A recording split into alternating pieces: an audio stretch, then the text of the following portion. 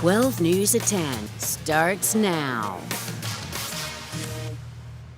Now at 10 o'clock, we start with wildfire coverage, and tonight, hundreds of folks forced to evacuate Bartlett Lake as a new fire sparked this afternoon. The fire is burning in the Riverside campground near the Bartlett Reservoir, and tonight, officials say the fire has scorched some 60 acres, but crews have managed to contain it from spreading. 12 News journalist Gabriela Becerra is at Bartlett Lake with the very latest.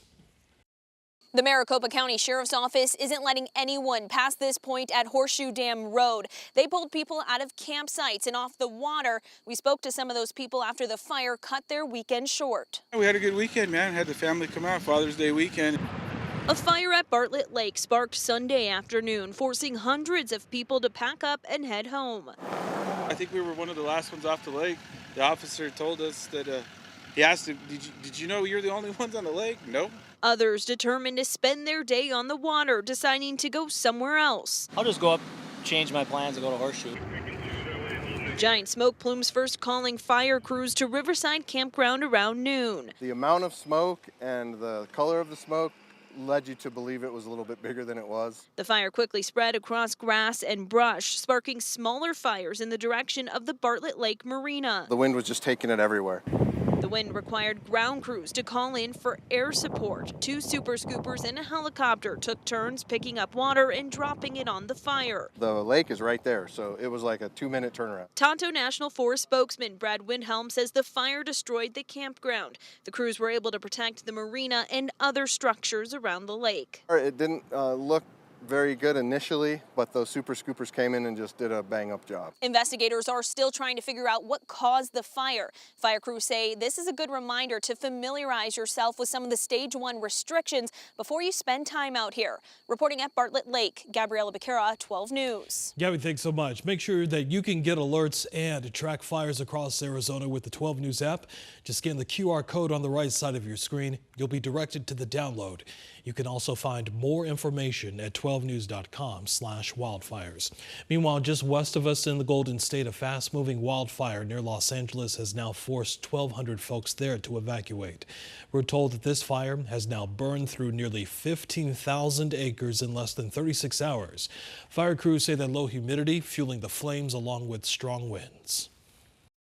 The winds are probably going to be the biggest factor in battling this blaze. We're going to have gusts as high as 60 miles per hour, but that would not be a constant. Mostly, we're going to say an average of about 24 mile per hour winds.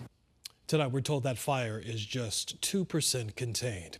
Back here in the Valley, Phoenix Fire says that crews have contained a 3-alarm mulch fire that burned for most of the afternoon near 27th Avenue and Lower Buckeye Road. We showed you this firefight as breaking news earlier tonight here on 12 News. In just the last 15 minutes, Phoenix Fire says that the fire is out, but crews will continue to monitor hot spots throughout the night. Right now, there's no word on exactly how that fire sparked. Meteorologist Ginger Jeffries here tonight with our weather impact alerts to get us ready for the start of the new work week. Obviously, the heat not going anywhere, but we had to deal with some very gusty winds today, Ginger. Now add in that very dry air, and that's the recipe for a red flag warning. National Weather Service posting a red flag warning for the northern part of the state. So when? It's going to be tomorrow, 11 to 8 p.m. It is dry and windy, so you need to heed those fire danger concerns and just be very aware of your surroundings. Earlier, we saw winds upwards of 15, even 20 miles an hour. Right now, things are calming down. We're giving it a little bit of a break, but follow along. Future winds. Okay, tonight, winds under 15 miles an hour. By tomorrow morning, especially after about 11 o'clock in the morning, we're going to see quite a wind response. Winds are going to be upwards of 25, even 35 miles an hour. We'll have strong winds in the works through about 7 o'clock, so as soon as the sun goes down,